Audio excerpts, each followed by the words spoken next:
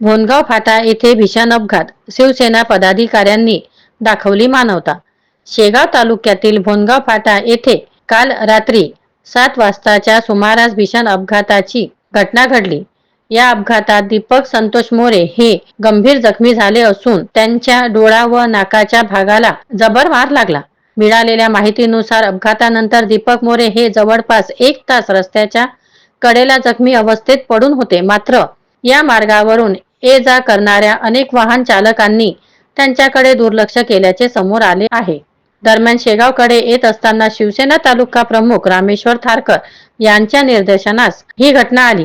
त्यांनी तत्काळ मदतीसाठी पुढाकार घेत आपल्या सहकार्यासह आकाश थारकर, गोकुळ भारसाकडे व पवन भारसाकडे यांच्या मदतीने जखमी दीपक मोरे यांना शेगाव येथील सईबाई मोटे उपजिल्हा रुग्णालयात उपचारासाठी दाखल केले। रुग्णालयात डॉक्टरांनी प्राथमिक उपचार केल्यानंतर त्यांच्या प्रकृतीची गंभीरता लक्षात घेत पुढील उपचारासाठी अकोला जिल्हा रुग्णालयात रेफर करण्यात आले। या घटनेनंतर भोनगाव परिसरात रामेश्वर थारकर व त्यांच्या सहकार्याचे सर्वत्र कौतुक होत असून अजूनही समाजात मानवता जिवंत आहे अशा भावना नागरिकांकडून व्यक्त करण्यात येत आहे।